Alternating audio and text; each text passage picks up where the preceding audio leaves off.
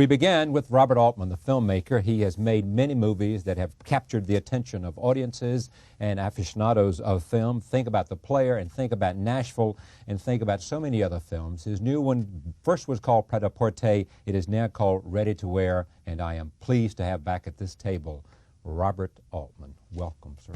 Thank you. Great to have you here. Now listen to this. This is you in U.S. Magazine, January 1995, Us Magazine. I have no idea how I did it. I don't know why I did it, and I don't know if I should have done it. Robert Altman. Well, I must have been talking about my entire life.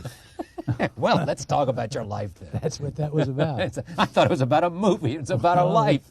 May have been about all the movies.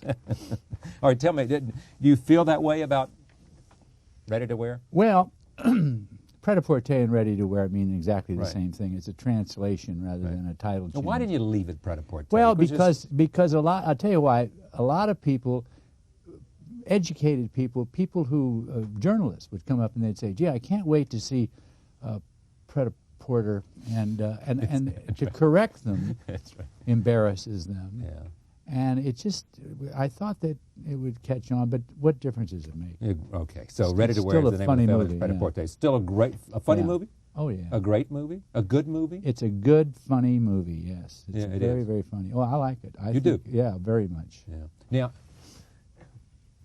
Nashville was a great movie. Player. Nashville wasn't Good a great movie when it came out. Nashville became Well, a great we'll be the judge movie. of that, sir. No, it became a great movie after it had played for a bit. Yeah.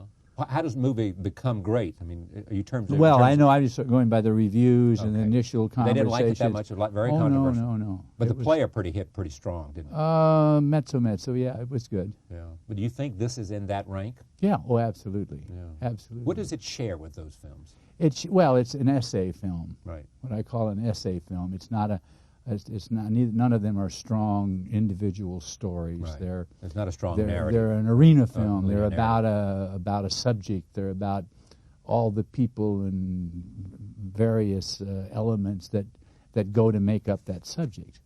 You know, Nashville was the country music people just hated it. Well, I can Nashville imagine. What? hardly played. Now, how do the fashion people feel about this? Same way. They hate it. Yeah. You know. And it's rubbing off, and and we'll get some bad reviews and all that because of that. They'll say it's not accurate and all that, but it's a farce. Was it meant? It wasn't meant to be accurate. It's a No, farce. It's a farce. It's fado comedy, and I mixed it with real people. Mm-hmm. Now Harry Belafonte. Harry Belafonte and mostly designers and journalists, people. Mm-hmm. So we had a big, we had a few people who objected. So you say it's a farce, meaning what? Well, I mean, it's a comedy. I mean, it's just farcical situations. Then we mixed them. I tried to mix this farce with real people, with Right. reality, so that one disguised the other, and it kind of came out even. The farce points up that the reality is farcical. Yeah. And the reality points the up. reality points out that the farce isn't so farcical, it may be a little bit real. Yeah. Yeah. So if we see a scene in which you have this wonderful scene where there's two fashion editors, one goes to a hotel suite, and they would do exactly like that. They would say, "Oh, somebody else got a better suite. I want the other suite." That's right, and don't think that doesn't Oh, I happen. know it does. I mean, but not just in fashion people. No, Movie this people happens. would This be happens worse. when I bring in the cast in for a press junket and do the same thing and put them in hotels here in New York. Yeah. It's the same thing. Oh, did you see so and so suite? It was better bigger, than mine. bigger. Oh, and we were just making that joke because both suites were exactly the same. They were mirrored suites. You said they came to hate the film and saw it was very soft. They didn't hate it for what they thought it was going to be. They hated it for the fact that it wasn't what they came to hate. That's true. Meaning they came fashion. to hate what? Some They attack on their business? Yeah, they kept they kept the player in their mind, and they kept thinking it was going to be a scathing Satire. satire about something. And I don't know what they have to hide. Actually, they have nothing to hide. Yeah. You like the people in the fashion business. Oh yeah, very much. Yeah. I Obviously, mean, you wouldn't have done this. I don't think I you would think do that the designers, are artists, basically are I do artists. too. And it's very much like our business. Then it has to get into the hands of the marketing people who are going to sell this stuff. The problem is that the minute that hits that one line is out, and you see those on that runway, they have to now make that obsolete. So they can start their next line and sell that, because otherwise those clothes will last you for 5 or 6 years. I mean, the notion of fashion is built in obsolescence. That's right. So they're constantly in this change, and they have to, their only outlet for advertising are the newspapers and the news sources, television, etc. So they have to keep this thing going. You know, it's amazing how they serve each other, isn't it? I mean, the magazines write about the fashion people. The fashion people want to be in the magazines, and the magazines want the fashion people to advertise in their magazines. I mean, it all is so intertwined and incestuous, isn't it? Take a look at this clip. This is, as you know, I've had a number of fashion people on this broadcast because I find them interesting. Well, Karl Lagerfeld's been here, Oscar de la Renta, two very, very different people. Donna Karan, Ralph Lauren, a lot of them have been here because they're interesting, and I think they have some view of our culture. Well, they are basically artists, the designers are. There's no question about it. All right, take a look. This is Karl Lagerfeld and Andre Leon Talley, who is an editor at Vogue magazine. Roll tape. What about this movie, Pret-a-Porter? Is it any? Do you know anything about it? Are you involved in it? I am certainly not involved. I'm certainly not involved. Are you anticipating it with enthusiasm? No, I couldn't have nothing to do with it. Any idea whether it's good or bad? It's made by Robert Altman. I don't. If I read the newspapers, I could have an opinion, but I prefer not to read the articles. You know, I didn't want the cameras at the shows because I was told by John Fairchild, other people, that it was very embarrassing and boring for them to have all this crew around, and they couldn't look at the collections. And you know, for me, when I do a show, the stars are the buyers and the press. I show to professional people. I don't like movie stars around. I don't like all those things around, because those shows are very professional, and the stars are the people I have to show to and I want to show to. So this whole Altman thing, you know, he worked on that movie for 10 years. I don't know if you can work on something for 10 years. I'm used to do things in less than 6 months. Then he wanted me even to play in the movie, but I'm not an actor. I don't want to play. I don't display any emotion publicly. So it's not because I was a little Andy Warhol movie when I was young. Yeah, weren't you? Please, I should bordering on the edge. I have to do that my whole life. So no, I think if he wants to make a fashion movie, he should make it with shows redone in the studio like it was in the old days in movies about fashion. I was against that, but maybe it's a great movie. I don't know. He did marvelous movies in the past, so I have no opinion. I wait to see. There was even a rumor that he wanted to make one designer to look like me with a ponytail and black glasses. Yeah. Why not? But I think finally it was all changed, so I'm not concerned, I'm not involved, and I wait. I'm not even sure I will go to see it. That's very good. Yeah, well. I mean, I don't know. I wait, I see, I go. Hey. That's Karl. That's Karl. It sure is. Did you know whether he likes it or not, or has he seen it? Or I don't think, no, he hadn't seen it that I know of. I'm quite sure he hadn't seen it. Yeah. Do fashion people take themselves too seriously? Well, they do we all take ourselves too seriously? Yeah, we all do. But they take a position. Karl took a very smart position in this. Most of the fashion designers came right along to join us, because they said, we have more publicity, we have more outlets. People are going to know who some of these designers are after seeing my film that they never heard of before. They're not going to know they don't know Sonia Rykiel. I didn't either. And now they're going to know. Right. Karl took the position that he would get lost in that. He and Valentino, I think, was the other one who decided to take a position against it. Mm-hmm. By taking a position against it, he singled himself out for more press. So that Karl's not stupid, is he? No, absolutely not. And it helps us. If everybody had come along and said, "Oh, this is wonderful," no controversy. Nobody would have been interested talking about in it. You would film. see all these articles in the New York Times and elsewhere. That's right. All right, before we move further, I just want to see a look at this film. This is a great scene with Sophia, who's never looked better. Did she look good or not? And back with Marcello Mastroianni. You know, you get whoever you want. Well, I let them do what it is they got into the business to do in the first place, and that's to create. Now, how do you do that? Before I let them. I insist that they become creative, that they invent, and that they do. I do not say, stand on this mark and move here and do this. Yeah, but when you say, you just saw an interview that I did with Dennis Hopper, you said to me beforehand last night, and that's exactly what he said. It was the truth. I mean, these people all started out they wanted to become actors because they want to create. Yeah. They want to do things. They get into these big, expensive films, and they come along and they're told, stand on this mark, say this word, do this, wear this, etc. I don't do that. I bring them in, I say, you're playing this character, you develop this character, bring it to me. If it doesn't fit with everybody else, then I'll try to push you and say, well, maybe you should play it this way. But basically, they're creating all the time. Altman doesn't have a script when he goes to film? I have a script, but I don't have, in a film like this, the script is an outline. Yeah. Because most of the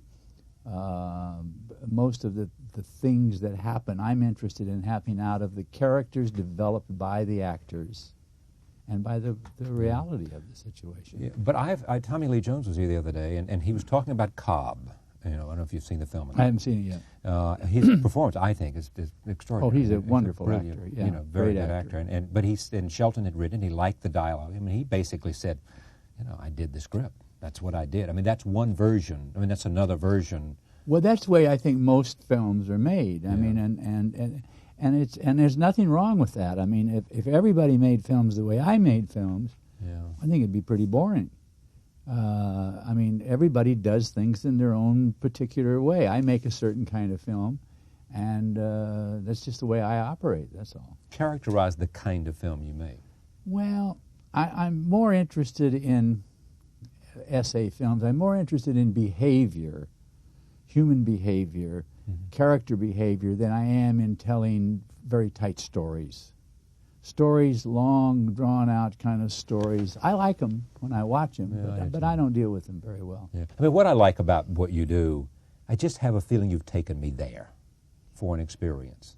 Well, I'm trying to put you in an arena where you are surrounded by whatever that subject matter is, and you're able to be inundated with it. And to give me a sense that no arena is static. That is always going and bouncing off of each other, moving, and it doesn't have some linear...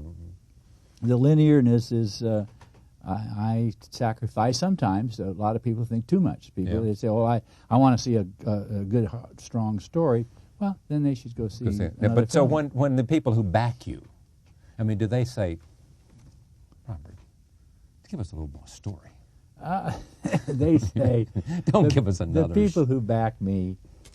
make some kind of judgment to say, will this film this guy's going to make sell tickets? But nobody backs me to very, very big money.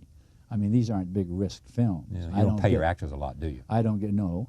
I mean, I pay them as much as I can, but I don't get $40 million to make films. And I mean, I'm working really on a much lower level. I know the feeling. But I like it. I mean, it's my choice. I do too. Yeah, I know it. It's just the kind of work that I do. How much did it cost to make this film? Oh, what kind of check did Mr. Weinstein have to write? $18 million. 18? Mm-hmm. You make that back in... Tomorrow. Well, the day after Christmas. The day after Christmas it'll be done. 18, you make that. And then you got the foreign rights, and you got... Oh, this is an international film, so the foreign is as big, if not bigger. Of course, than you got video US. cassette. That'll be big. Oh, the film's not going to have any problem. Okay. Well, I didn't want you. I want you to be a bankable director. So do I. Here's a clip featuring Sophia Loren. Take a two actors that I noticed there. Three that we saw. Marcello Mastroianni was terrific. Marcello, okay. Yeah, and Sophia, they hadn't worked together for many, many years, and they were great together. Sparks. Oh yeah, The chemistry, all that stuff. They're great friends. I mean, they've done such wonderful work together. And Marcello is a true clown. I mean, he is a true gifted clown. And you could see that here. Yeah. And Sophia, I'd never worked with either of them before, and I was just stunned by their professionalism and their creativity and how they worked together. They were great. Yeah, I mean, are you like, I want you to be honest, are you like Woody Allen? I mean, it is said that Woody Allen calls you, ask you to be in a movie, whatever you're doing, you kind of drop it because you want to work with Woody Allen. You have some of that. I mean, when you called up Sophia and said, I'm doing this movie about the fashion world, she said, send me the tickets. I don't know why people come to work for. I think I do know the reason. The reason is I insist that they do the kind of work that they got into the business in the first place to do. And the other thing is that I've, over the years, they've learned to trust me. In other words, they'll stretch a little bit further than they will because they know I'm not going to use something that is bad or something that will embarrass them, or if they go too far with a characterization and it's silly, they know that I won't do that. I won't do anything to embarrass them. So my big job is to get them to have the confidence in me that I will protect them. And when you have somebody like Tim Robbins that you used in Shortcuts and you liked him there, you use him again. Oh, sure. And you work with Tim Robbins was in The Player and the Shortcuts in this film. Both of those. Yeah. And in the next one too, probably. But whatever it is, Tim and I know we have a relationship. We know how to work. And most of these actors I have worked with before. And I tell you, Sophia and Marcello, I don't know if I'll have opportunity again to work with them, but boy, when I love it. Yeah. What's next for you? What are you doing next? I'm doing a film in my hometown, Kansas City, called Kansas City. And we're going to start shooting in April, and it's about jazz and politics and gangsters in 1934. Boss Tweed. Boss Pendergast. Boss Pendergast, I'm sorry. Yeah. And Harry Truman came out of that. Harry Truman, we opened the film with Harry's speech when he decides to run for the Senate. Who plays Harry Truman? I don't know. I don't know yet. Well, who's in the film? I don't know yet. You don't know, but you're not going to tell me? Or well, I think I know, and I'm pretty sure I know, but I haven't quite closed the deals, and I don't want to. All right, let me give another clip of this film here. Take a look at this. This is Tim Robbins, sports writer, is there, and Julia Roberts comes in, and they end up, because of the shortage of rooms, they end up in the same room, sharing the same room and the same remote control. Here it is. Julia Roberts. The best. The best? Why is she the best? I don't know. Julia did a little piece in The Player one day, that thing. And, but Julia Roberts, Terry Garr, Marcello Mastroianni, and Sophia Loren all in this film are four of the easiest, most creative actors I've ever worked with. That's not to say the other ones are bad, but the other ones are, they are just so helpful and so easy. And I'm unfortunately out of time. You go off to Kansas City. A couple of things. You love the Knicks. Not a good year, huh? Well, maybe it'll turn around, but I don't know. How about football? Who's your favorite for the Super Bowl? Well, 49ers? I think the 49ers are looking good, aren't they? Yeah, I don't think anybody's going to touch them. We got Jerry Jones in here tomorrow night, the owner of the Cowboys, to find out what's going on. And we got Emmitt Smith, may or may not be hurt, and Aikman is injury-prone. Emmitt Smith looked to me like he was hurt. Yeah, I think he is. I mean, you can't mess around with those. Those guys can put the hurt on you, can't they? Great to see you. Good to see you. Thank you. Look forward to doing this anytime. Come by. Thank you. Pret-a-Porter, Ready to Wear is the film by Robert Altman. We'll be right back. Nick Heitner is here. We'll talk about his movie, The Madness of King George III. Stay with us.